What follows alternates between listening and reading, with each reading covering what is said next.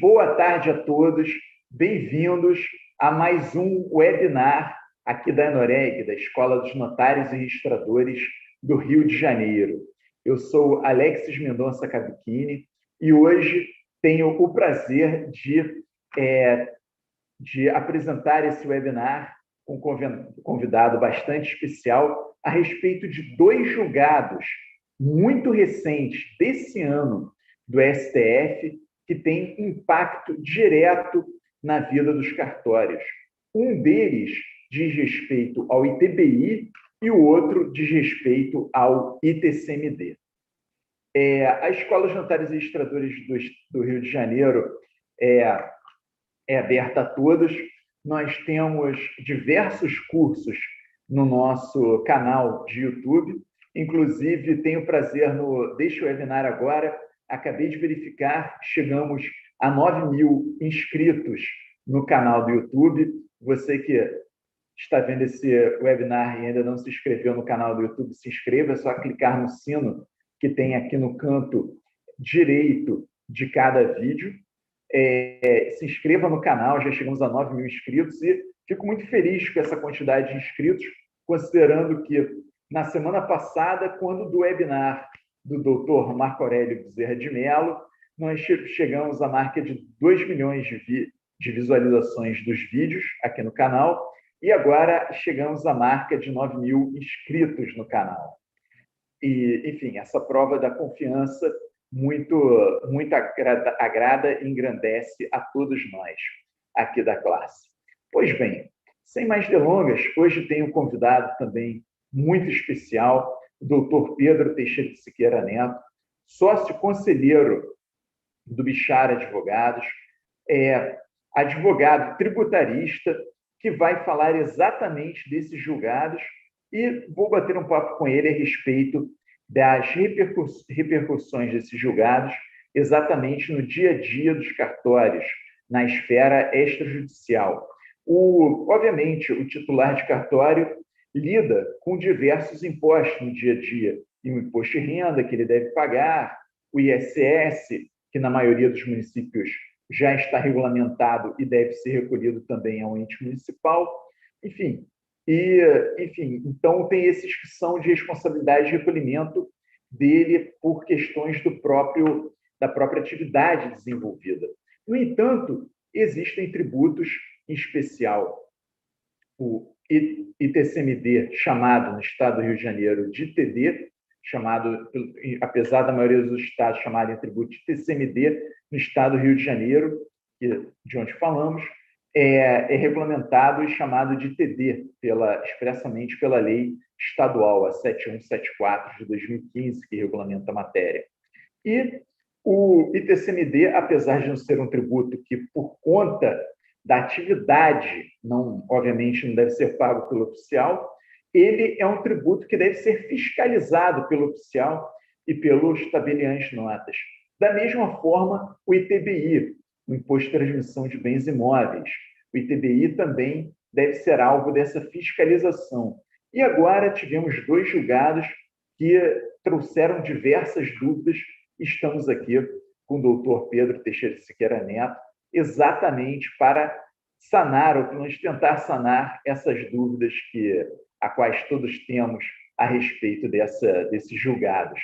Pois bem, doutor Pedro Teixeira de Siqueira, por favor, a sua apresentação.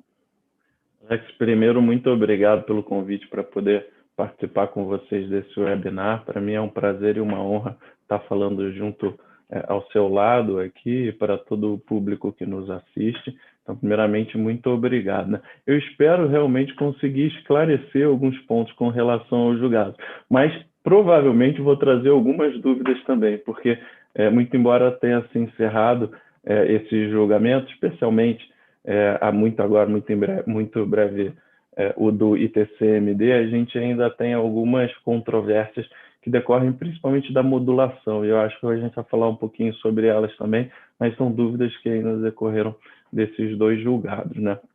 Como você disse, são dois julgados muito importantes que estavam já para ser definido pelo Supremo Tribunal de longa data, são processos bastante antigos, é uma controvérsia entre contribuinte e fisco que já perdurava há longo tempo, e que ainda não tinha sido, cuja controvérsia não tinha sido dirimida pelo Supremo Tribunal Federal, que o fez agora, né? Os dois julgamentos foram concluídos há bem pouco tempo. Primeiro, o do ITBI, que é o que acho que a gente vai começar falando, e, em segundo lugar, o do ITCMD. Para nos ajudar aqui, para o pessoal que está nos assistindo conseguir visualizar melhor, eu fiz uma apresentaçãozinha com 2 slides, um slide para cada um dos temas. Se vocês me permitem, eu vou compartilhar antes de começar a falar sobre esses temas. Claro.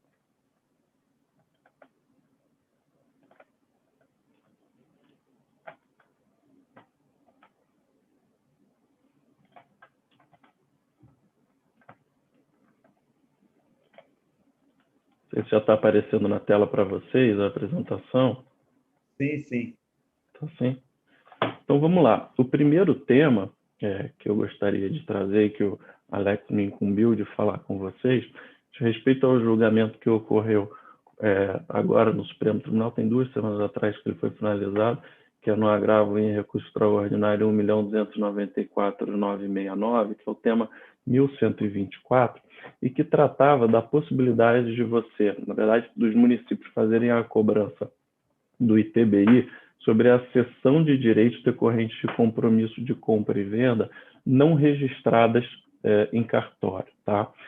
Para resumir, do que se tratava exatamente a discussão que foi posta lá no Supremo Tribunal Federal? Né? Qual que era a controvérsia contraposta entre o interesse dos contribuintes e o interesse dos municípios? Tá? Os contribuintes, eles entendem até hoje, né, que o artigo 156, inciso 2 da Constituição Federal, que foi o artigo que trouxe a competência dos contribuintes para cobrarem o ITBI, ele só permitiria essa cobrança na transferência de imóveis entre vivos. E essa transferência, ainda segundo a tese dos contribuintes, era aquela transferência nos termos do artigo 1245 do Código Civil, que dizia que para que efetivamente haja uma transferência entre bens imóveis, entre 2 partes, você precisa efetivamente registrá-la. Tá? Então, você precisa registrá-lo num cartório de registro de imóveis. Tá? Uma vez feito esse registro tem a transferência de propriedade. E o que os contribuintes falavam? Falavam, olha, só nessa hipótese, onde você tem esse registro, depois que você tem o registro, que você tem o fato gerador do tributo, que você pode efetivamente cobrar esse ITBI. Sem esse registro, você não pode fazer essa cobrança do ITBI. Essa era a tese dos contribuintes e foi com essa tese que muitos dos contribuintes foram a juízo para poder questionar um comportamento dos municípios, da maior parte dos municípios, que era a possibilidade de você fazer a cobrança desse ITBI antes do registro cartório de imóveis. Basicamente, quando você tinha a cessão de direitos decorrente do compromisso de compra e venda. Muitos municípios tinham essa previsão, ainda tem, na verdade, essa previsão nas suas normas municipais, que faziam essa previsão expressa. Falavam, olha, nos casos em que você tem um compromisso decorrente de compra e venda, esses casos, eles, a despeito de ainda não ter a transferência nos termos do artigo 1245 do Código Civil, você vai poder cobrar o ITBI, e eles faziam efetivamente essa cobrança do ITBI. Muito bem.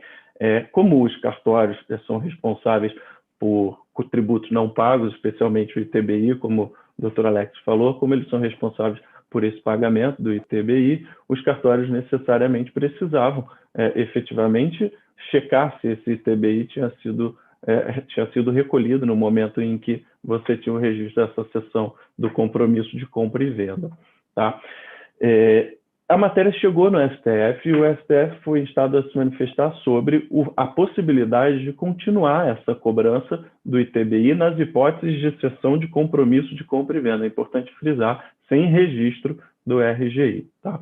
E qual foi a tese qual foi o posicionamento do STF nesse caso? O STF ele disse o seguinte, ele falou, olha, já tinha uma série de decisões monocráticas nesse próprio tribunal, aqui no STF, tratando da matéria, e todas essas decisões monocráticas, essas decisões isoladas dos ministros, eram no sentido de que o ITBI previsto no artigo 156 da Constituição Federal só poderia ser cobrado com efetivo registro após o efetivo registro do imóvel, que é o que faz essa transferência de propriedade. Então, eu, STF, vou fixar uma tese em repercussão geral, ou seja, aplicável a todos os demais processos em trâmite no Brasil, para que isso fique claro. E o STF ele fixou a seguinte tese, aí eu peço para abrir aspas, porque é importante o conceito que ele fixou lá com o julgamento.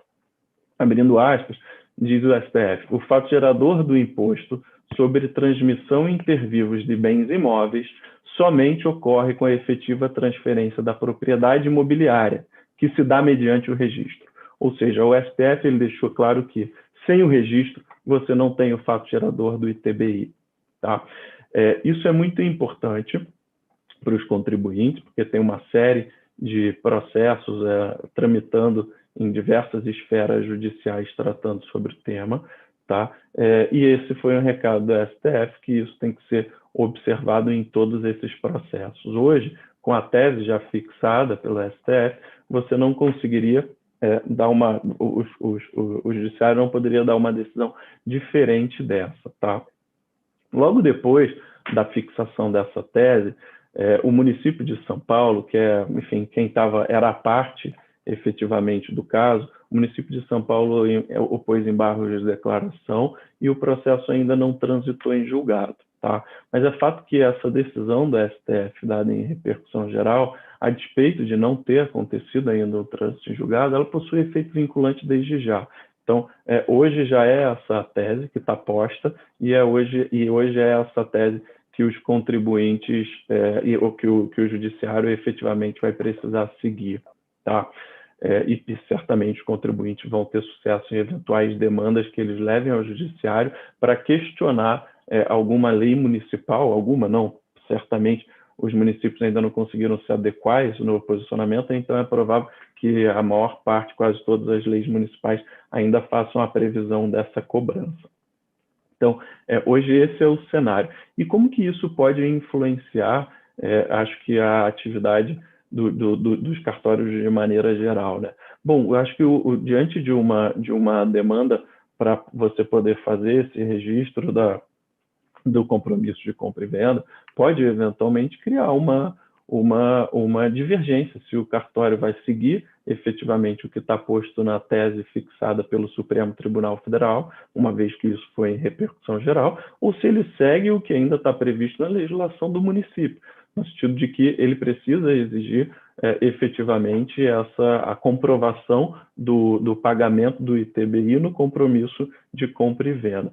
Bom, me parece, acho que isso é uma matéria que o doutor Alex vai poder falar até de forma muito melhor, mas me parece que não tem como os cartórios, fugirem do que está previsto na legislação do município. As normas do município, a despeito do julgamento do STF, elas têm presunção de constitucionalidade. Então, se o contribuinte, se o cliente do cartório não foi e demandou no judiciário para poder afastar efetivamente essa cobrança do ITBI, hoje, no atual momento, se o município ainda não alterou a sua legislação, o cartório vai ter que continuar cobrando esse ITBI. Um ponto que eventualmente poderia ser suscitado pelos cartórios seria a dúvida objetiva com relação a esse tema, eventualmente ao juiz corregedor daquela determinada comarca, para que ele se manifeste sobre a necessidade de seguir a norma municipal que determina a cobrança e a apresentação do guia de TBI nessas promessas, ou se não, ou se ele segue a orientação do Supremo Tribunal Federal. Mas antes, efetivamente, dele ter uma resposta nesse sentido, me parece, e o doutor Alex, como eu disse, acho que vai poder falar melhor, que seria arriscado os cartórios deixarem de exigir essa guia por livre, seguindo imediatamente essa orientação do STF. Essa orientação do STF, como eu disse, ela se aplica necessariamente para o judiciário, porque foi em repercussão geral, mas ela ainda não vincula as demais esferas, ela ainda não é uma norma, efetivamente. Se fosse uma súmula vinculante que a gente estivesse tratando aqui, que tem efetivamente um caráter normativo muito mais forte, a gente poderia eventualmente ter uma conclusão diversa, mas não tendo sido aprovada a súmula vinculante sobre o tema, ainda tendo sido julgado só como repercussão geral, eu acho que essa seria a posição a ser adotada. E um outro ponto que eu queria falar para terminar aqui e passar a palavra para o doutor Alex nesse tema específico, de respeito ao eventual questionamento quanto à possibilidade dos municípios anteciparem o fato gerador do tributo. E aí com o seguinte estratagema, né? Vamos supor, o STF ele definiu que o fato gerador é efetivamente a transferência que se dá mediante o registro. Mas poderia o município falar, olha, tudo bem, e o fato gerador ele se dá mediante o registro, mas eu quero que você antecipe o pagamento desse tributo, do ITBI, efetivamente, contribuinte, antes desse registro, no momento anterior. Essa questão, doutor Pedro, é uma questão, só para esclarecer aos colegas, é uma questão interessantíssima, que com certeza nós vamos ter a partir desse julgamento agora, por conta do seguinte, porque os municípios, exatamente, eles vão se utilizar uma questão futura, na verdade. Percebam, quem está nos assistindo, o doutor Pedro Teixeira de Siqueira, ele já está adiantando uma questão futura que vai se pôr com certeza absoluta, que é o seguinte, o município simplesmente vai chegar e falar, olha, realmente, eu não posso cobrar com essa decisão da STF, eu não posso cobrar antes do registro. Mas, então, o pessoal lá do município pode falar, então por que a gente não faz que nem o ICMS, que tem aquela antecipação tributária? Vamos colocar na legislação municipal, né, como dizem, faz uma assentada lá na Câmara Municipal, o pessoal vota, o prefeito já dá uma canetada aí, promulga a lei, e aí fala, então tá, então já que não pode cobrar, vamos fazer uma antecipação tributária. Essa questão não se punha até o momento porque não havia esse julgamento da STF. Então, o que acontece? Antes, o que acontece? O município falava que o fato gerador era simplesmente fazer a escritura de cessão a cessão de promessa. Agora, os municípios, com certeza, vão começar a pensar no seguinte estratagema. Ok, fato gerador não existe anteriormente, mas será que a gente não pode fazer, a exemplo do ICMS, uma antecipação tributária? E agora, exatamente, o doutor Pedro vai falar sobre esse assunto. Doutor Pedro, então nos esclareça, município que chegue com esse estratagema, que são 5.600 municípios no Brasil, com certeza vários vão pensar nisso. A antecipação tributária, ela é possível ou não nesse caso? Não, caso definido em lei municipal, claro. Claro. Não, acho que foi muito importante esse esclarecimento, Alex, porque realmente acho fica claro, para ficar mais claro para todos efetivamente, que sim, é exatamente o que você falou. Antes você tinha dois fatos geradores possíveis, né, que era na escritura ou no registro, uma coisa ou outra, e o STF disse que na escritura não pode, pelo menos cumprimento, é só no registro. Pode antecipar? Não, não pode.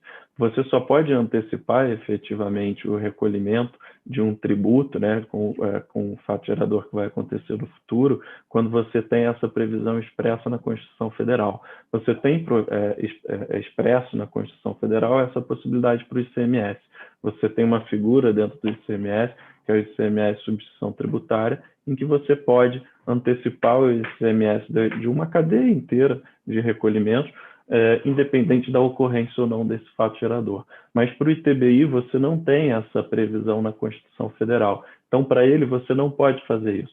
Se você faz isso, você fere um outro princípio constitucional, que está dentro da parte tributária da nossa Constituição, que é o princípio da capacidade contributiva.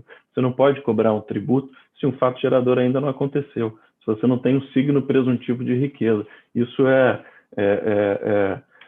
a coluna da nossa Constituição tributária, né, no capítulo tributário, e é uma coisa que efetivamente você não pode fazer se não tiver essa exceção na Constituição, e para o ITBI você não tem. Então você só vai poder efetivamente cobrar hoje, como as regras estão, se efetivamente tiver o registro. E aí, aproveitando, já te devolvo a palavra também, para você poder complementar a parte da responsabilização dos cartórios nesse ponto específico. Não, claro. Com relação ao ITBI, assim como o ITCMD, chamado aqui no Rio de Janeiro, sempre faço a parte de ITD, nós temos o Código Tributário Nacional, artigo 134, inciso 6, fala expressamente, especificamente, dos notários e registradores, e fala o seguinte, que os notários e registradores eles são responsáveis solidariamente pelos tributos que são recolhidos por conta dos seus atos. Apesar do Código falar solidariamente, a interpretação da doutrina praticamente integral é que seria subsidiariamente. Mas, enfim, de qualquer forma, solidariamente ou subsidiariamente, o fato é que se o notário registrador não fiscalizar aquele recolhimento do tributo, ele vai ficar sujeito, seja solidário ou responsável, pelo pagamento daquele tributo. Então, o que acontece? O notário e registrador eles possuem essa responsabilidade. E essa responsabilidade é uma responsabilidade muito forte, financeira, porque imagina, às vezes é um negócio jurídico de milhões de reais, o notário ou o registrador ficar responsável por, às vezes, uma questão de milhões de reais, às vezes só o tributo seriam centenas de milhares de reais. Então, assim, muitas vezes até mesmo várias vezes maior do que o faturamento da serventia no ano, às vezes. Então, o que acontece? Não dá para o notário registrador ele ficar com essa responsabilidade ou ficar com uma possibilidade de responsabilidade nesses casos. Então, eu acredito que deve ser muito cauteloso. O que acontece? Primeiramente, é bom lembrar o seguinte, isso já foi julgado pelo STF, mas ainda não transitou em julgado. Ainda cabe embargos de declaração, enfim, mais algumas coisas. Então, primeiramente, é que não transitou em julgado ainda essa repercussão geral. Mas mesmo se tivesse transitado em julgado, e vai transitar em julgado em breve, com certeza, mesmo com trânsito em julgado, a repercussão geral ela tem vinculação com relação aos órgãos do Poder Judiciário, que estão logo abaixo do STF. Então, na verdade, não existe uma vinculação ainda direta, pelo menos não conforme a maior parte da doutrina, para enfim, a administração pública. E nessa administração pública, em sentido lato, encontram-se os tabeliães e os oficiais de registro.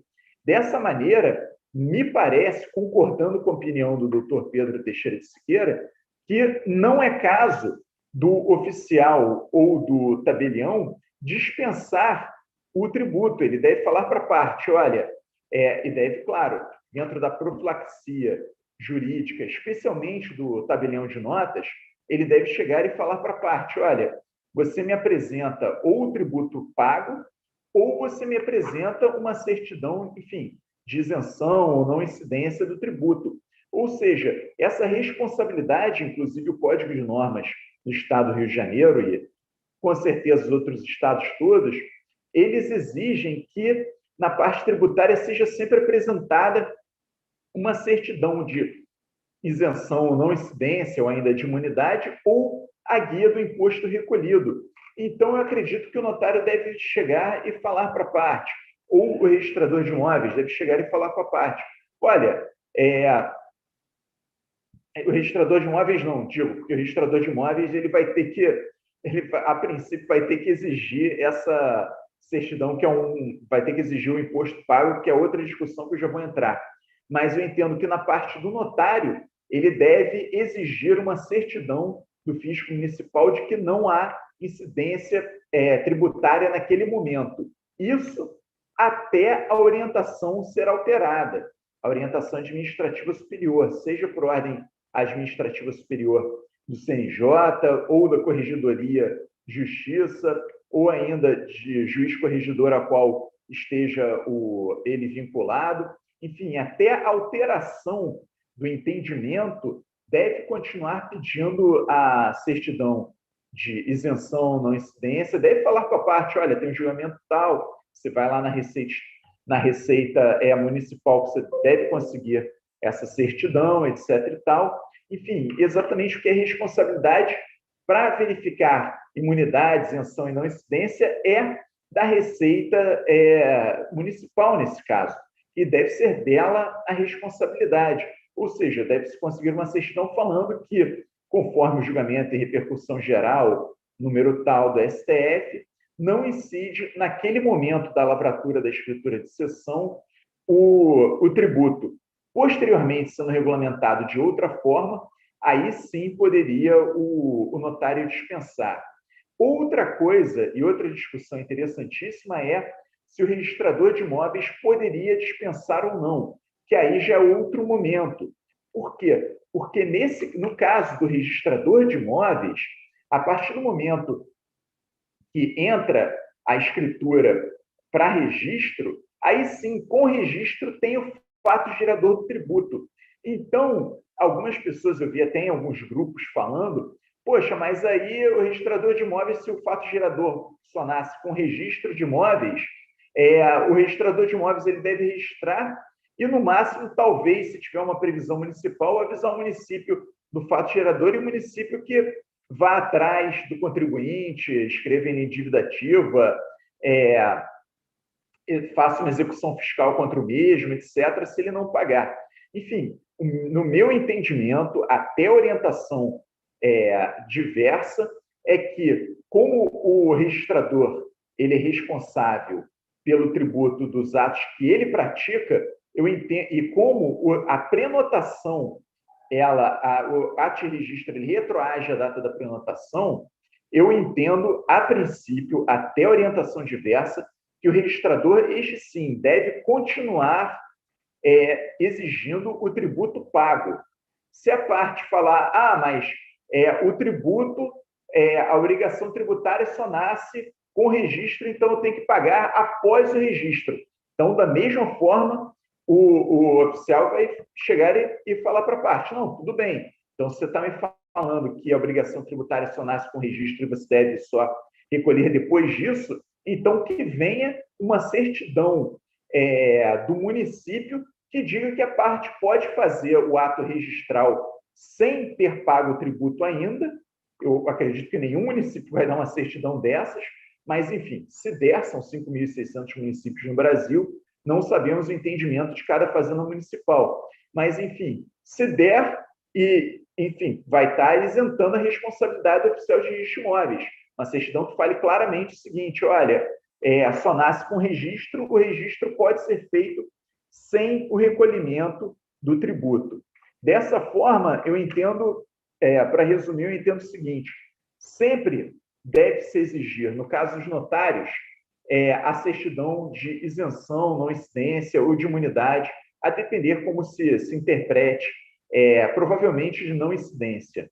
Deve exigir essa certidão e como realmente na parte da escritura não tem incidência de imposto conforme a decisão da STF, o ideal é orientar a parte para ela conseguir uma certidão dessas.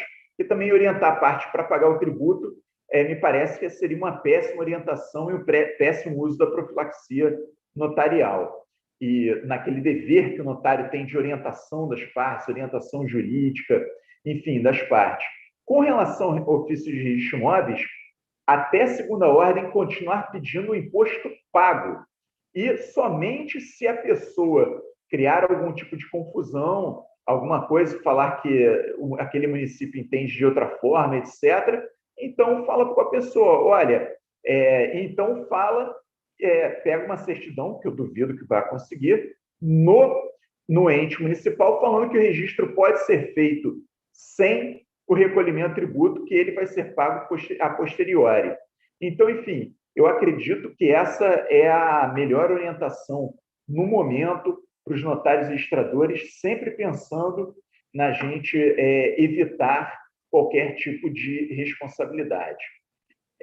Enfim, lembrando ainda que não foi dirimido uma questão que tem de questão doutrinária, se, por exemplo, se chega uma escritura e essa escritura ela tem diversas seções dentro dela, na cadeia dela, e finalmente existe aquela feita definitiva diretamente daquele antigo prometente vendedor para a última pessoa da cadeia, se deve ser registrado ou não os atos dentro da cadeia. Essa questão doutrinária, tem gente que acha que não deve ser registrado, porque isso só teria valor obrigacional, poderia registrar diretamente no nome do último.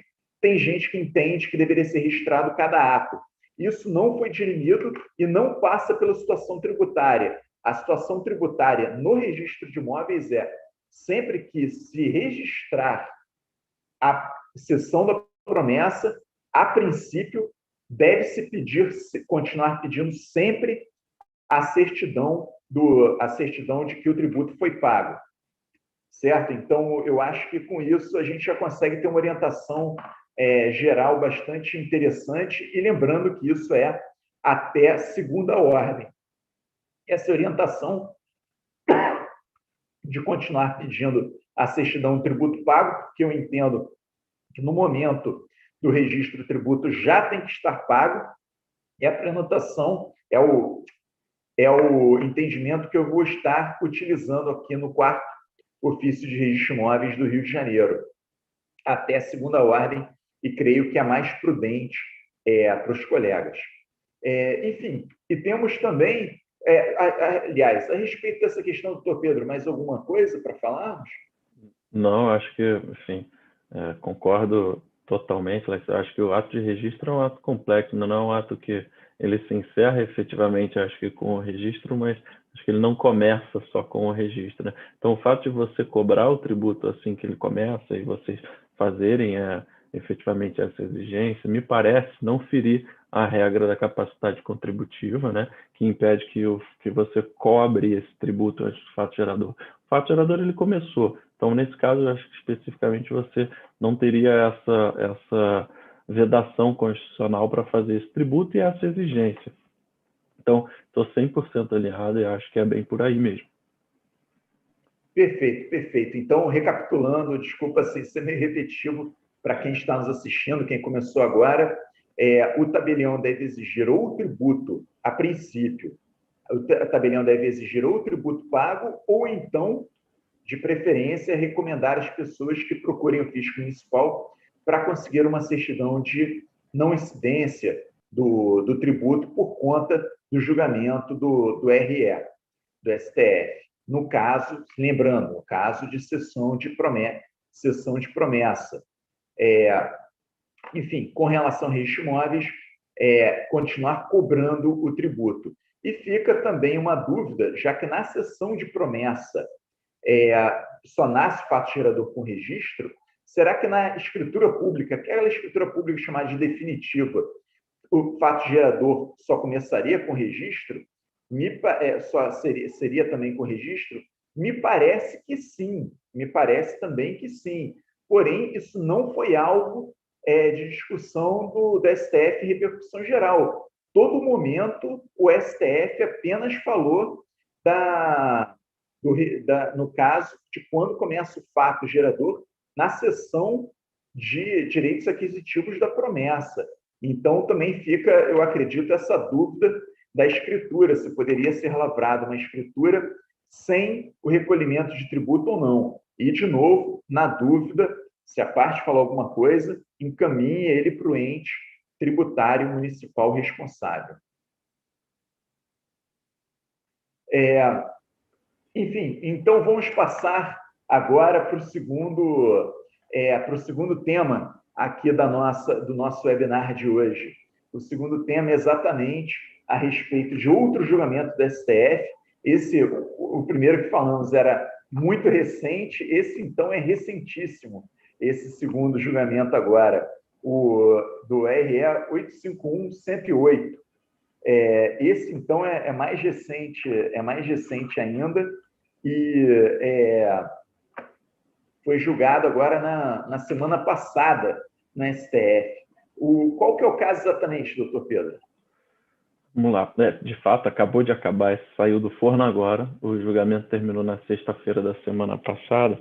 E a discussão aqui, ela gira em torno da regra contida no artigo 155, parágrafo 1º, inciso 3, nas linhas A e B da Constituição Federal, que basicamente, na parte acho que interessa, que diz da possibilidade dos estados cobrarem o ITCMD, tá? Então aqui a gente está falando de ITCMD, quando você tem transferência através de doação ou através de um inventário de um bem localizado no exterior. Então, Então, alguém no Brasil, por exemplo, recebeu em doação ou em decorrência de inventário um bem que estava em Nova York. A discussão é se o Estado, de quem recebeu esse bem, por exemplo, se ele poderia fazer a cobrança desse TCMD. Tá? E por que surge essa controvérsia? Porque o artigo da Constituição ao qual eu aludi, que é o 155, parágrafo 1º, inciso 3, nas alíneas A e D, ele fala que os estados vão ter sim essa competência para poder cobrar o tributo e TCMD nessas hipóteses, mas desde que observem lei complementar a ser editada pela União Federal. E qual é o problema? Que a União Federal nunca editou essa lei complementar que possibilitasse os estados a fazerem essa cobrança efetiva dessas doações ou herança recebida de bens no exterior. E aí gerou a controvérsia entre o que os contribuintes pensam e o que os estados pensam.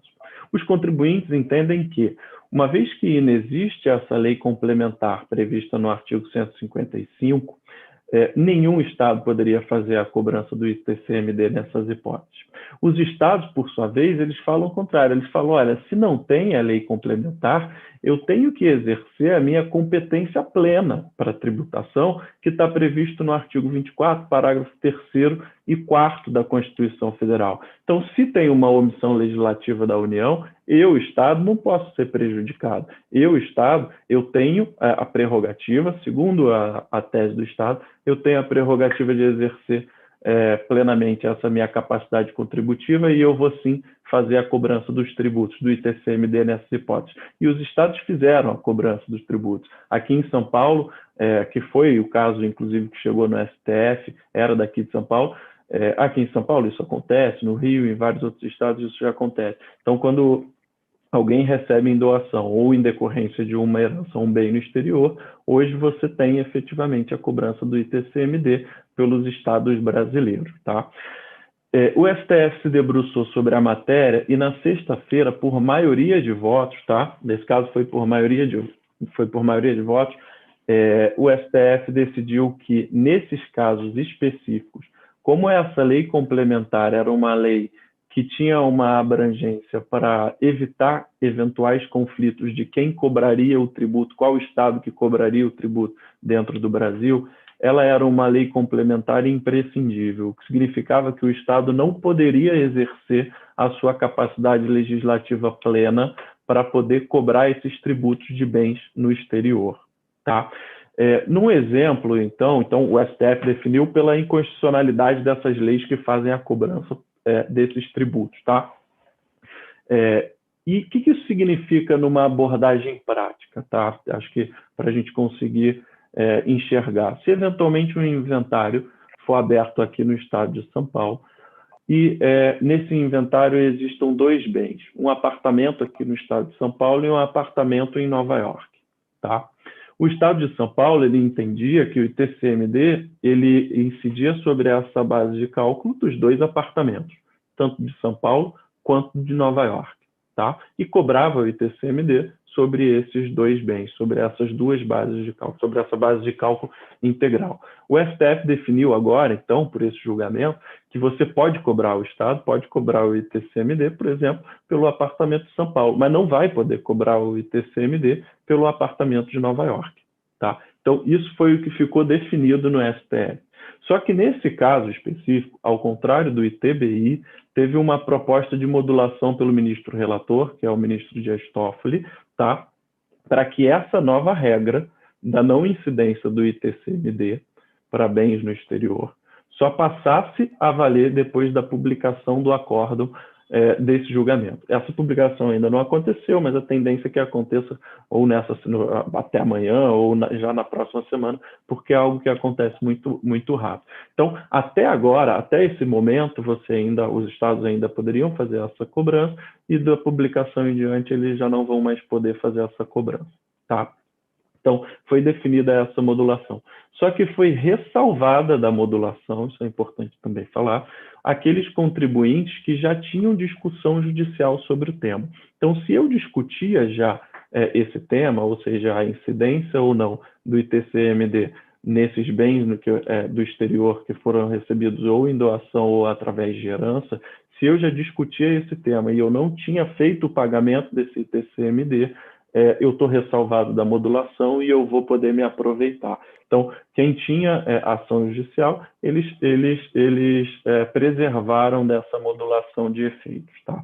Então, esse é o contexto que a gente efetivamente tem hoje sobre, com relação a essa discussão. Também com relação à aplicabilidade desse precedente aos cartórios, né, e eventualmente poderem deixarem de exigir ou não do ITCMD, deixarem ou não de exigir o ITCMD nesse inventário em que você tenha bem no exterior, a discussão e a responsabilidade eu acho que é muito parecida com o que a gente falou agora há pouco do ITBI, né? Essa é uma decisão em repercussão geral, novamente, ainda não tem súmula vinculante sobre o tema, o caso ainda não transitou em julgado e é provável que não transite nem tão cedo, mas ela já produz efeitos imediatos. Então, a partir do momento em que publicar o acórdão, os contribuintes que eventualmente tiverem nessa situação, eles vão poder entrar com uma demanda em juízo pedindo para que eles não paguem o ITCMD e certamente vão ter uma decisão favorável, porque a modulação foi só para preservar situações jurídicas ocorridas e as que vão ocorrer nesse interstício de tempo até a publicação do acordo. Então, essa é a situação do ITCMD, é algo que todos, como eu disse, praticamente todos os estados já fazem essa cobrança, foram preservadas as situações jurídicas passadas, com exceção de quem discutia. Então, continuou constitucional o ITCMD até a publicação do acordo nessas hipóteses, mas deixou de ser constitucional, vai deixar de ser constitucional da publicação do acordo em diante. Sobre a responsabilidade, como eu disse, eu acho que continua as mesmas considerações que a gente tinha feito com relação ao ITBI, mas para esse ponto específico, eu passo a palavra ao doutor Alex para ver se ele concorda efetivamente que a responsabilidade é a mesma ou se eventualmente tem alguma nuance, né, doutor Alex, sobre esse tema. Com relação a esse tema especificamente, primeiramente, eu tenho que só desfazer aqui um equívoco que eu vi em alguns grupos de WhatsApp. Algumas pessoas postaram, talvez fazendo uma leitura extremamente apressada do acórdão, que simplesmente o STF teria julgado inconstitucional toda e qualquer lei a respeito de TCMD no Brasil inteiro. Tá? Não é assim. A única coisa que foi julgada inconstitucional é a cobrança de TCMD sobre bens no exterior. Então, pelo amor de Deus, sobre o caso, que é 99% dos casos de TCMD que pegamos diariamente, continua exatamente igual, que é o ITCMD sobre bens localizados no Brasil. Então, o ITCMD de bens localizados no exterior realmente é inconstitucional a cobrança a partir da publicação do acórdão, conforme o doutor Pedro muito bem ressaltou. Os localizados no exterior são inconstitucional conforme a cobrança, conforme a publicação do acórdão. Mas os localizados no Brasil, a cobrança continua constitucional, ela é constitucional, continua a cobrança exatamente da mesma forma. Então, enfim, isso deve ser ressaltado para os colegas que estão nos assistindo. A segunda... Só fazer uma parte ainda nesse ponto, porque é importante. Ela é inconstitucional pela inexistência até o momento da lei complementar. Porque a partir do momento em que seja editada uma lei complementar pelo Congresso Nacional, e certamente os estados eles vão começar a fazer uma pressão nesse sentido, é importante isso também ter em mente, você já não vai ter mais a inconstitucionalidade que foi analisada pelo Supremo Tribunal Federal. Então, uma vez editada a lei complementar, você tem o elemento de conexão para poder fazer a cobrança do ITCMD dentro do Brasil, e aí, de novo, acho que a responsabilidade dos cartórios volta a ser no sentido da exigência do ITCMD como um todo, né? Então, conhecendo o Congresso brasileiro, a gente sabe que provavelmente vai ter uma pressão para que eles editem o quanto antes essa lei complementar. Não, sem dúvida, até porque quem tem interesse nisso são simplesmente todos os governadores de estado do Brasil. Todos eles têm interesse nisso, e é um interesse que às vezes parece pequeno, mas ele é muito grande.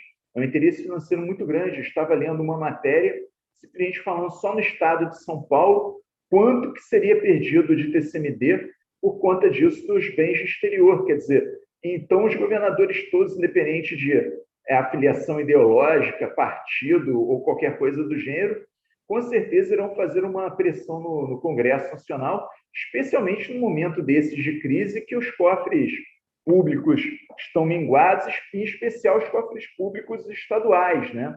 Então, a pressão virá, e eu acredito que essa parte do nosso webinar, talvez daqui a alguns meses já esteja datado. Então, nós estamos falando agora no dia 4 de março de 2021. Se você está vendo isso daqui a alguns meses, por favor, verifique se já não foi aprovada a lei complementar no Congresso Nacional, muito provavelmente, ou será com uma rapidez bastante grande. E que realmente esse é uma ótima parte, doutor Pedro.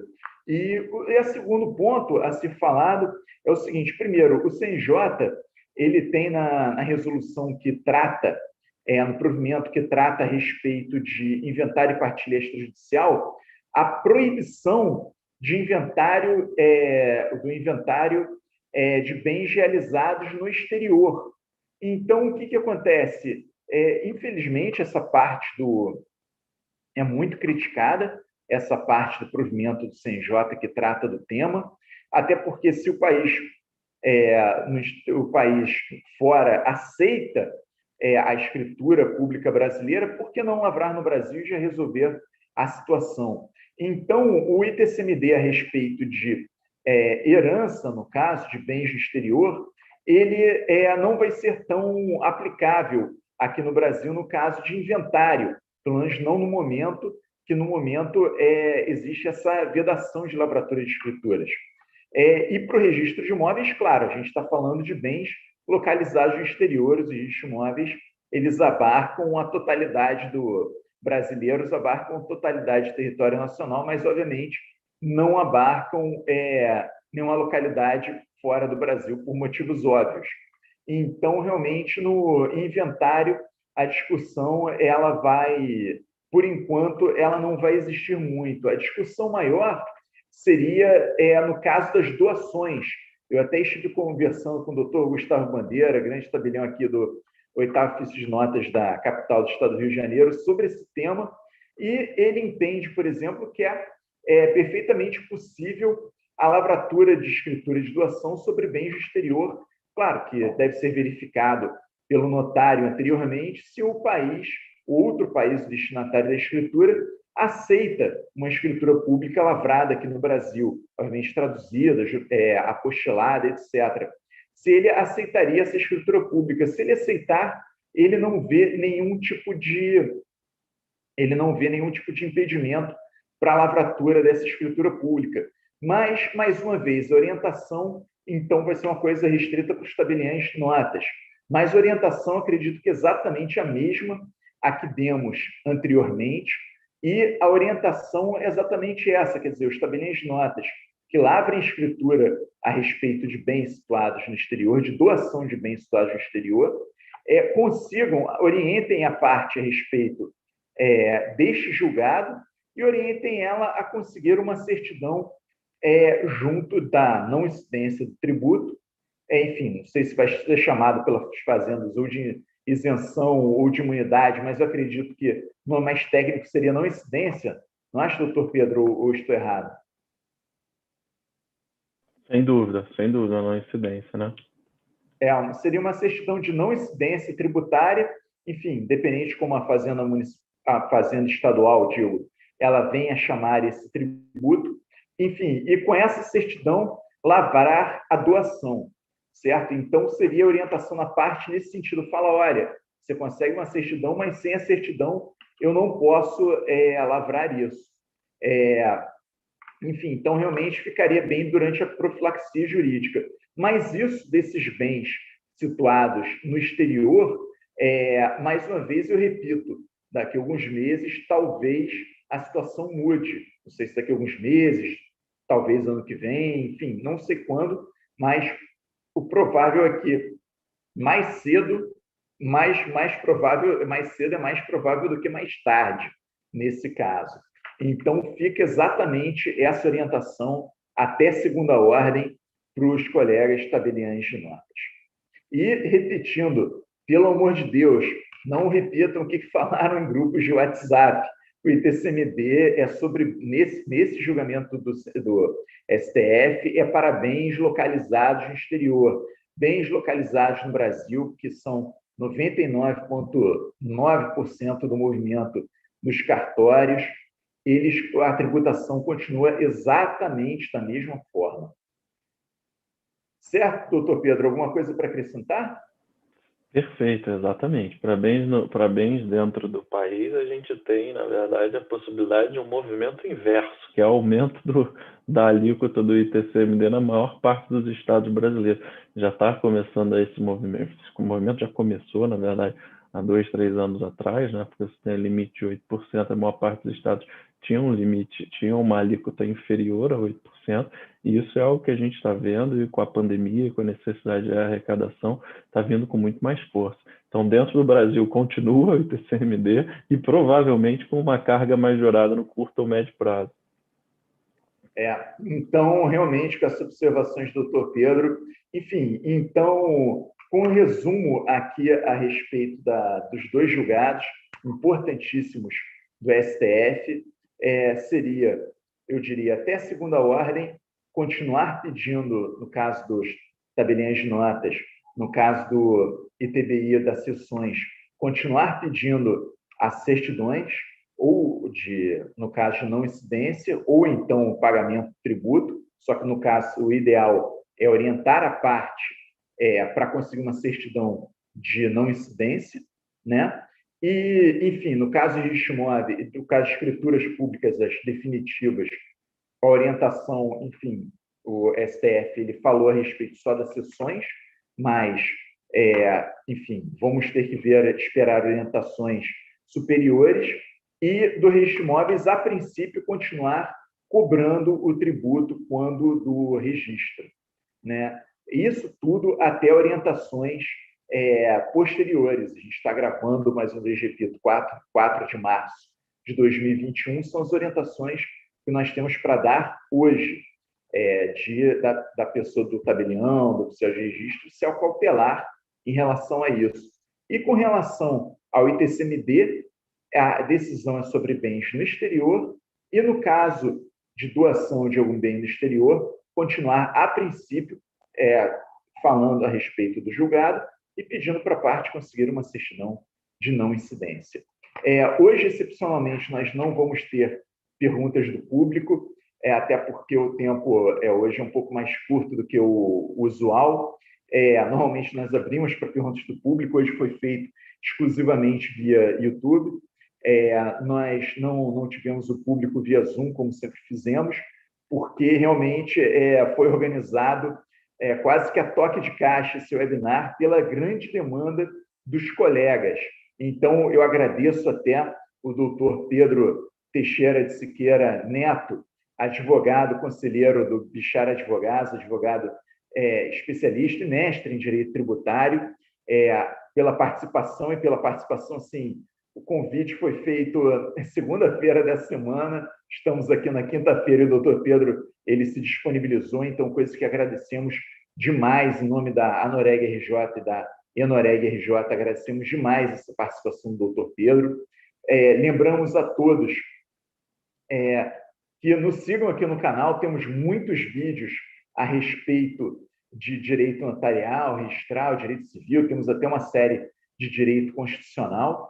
E também aproveito para lembrar a todos que dia 17 de março teremos com a doutora Virgínia Reis o webinar, esse pelo Zoom, esse com o tempo para perguntas do público, sobre lavratura de escrituras de inventário e partilha extrajudicial.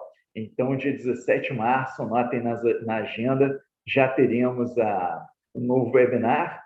Enfim, e toda semana, praticamente toda semana, postamos novo conteúdo, seja um webinar ao vivo, seja alguma aula já pré-gravada. Então, doutor Pedro Teixeira de Siqueira Neto, mais uma vez, lhe agradeço demais a sua participação e lhe passo a palavra para suas considerações finais. Eu que agradeço o convite, como eu disse, é um prazer e uma honra o convite de vocês. Para a gente é uma convocação. Quando você me fez o convite, o Alex não tinha como negar, e todas as vezes em que precisarem efetivamente quiserem falar de algum tema tributário, por favor, contem comigo, que a gente aqui, tanto eu quanto o escritório, somos parceiros efetivamente da Anoreg, e estamos aqui para auxiliá-los e trocar essa ideia que eu acho que é sempre saudável sobre esses temas tão caros, né, efetivamente ao direito tributário e que afetam diretamente a atividade de vocês. Então, mais uma vez, muito obrigado, uma boa tarde e contem sempre conosco que vocês precisarem, a gente trocar essas ideias. Um grande abraço. Muito obrigado, muito boa tarde a todos. Um grande abraço ao doutor Pedro e um grande abraço a todos que estão nos assistindo e até o próximo webinar no dia 17 de março. Um abraço, tchau.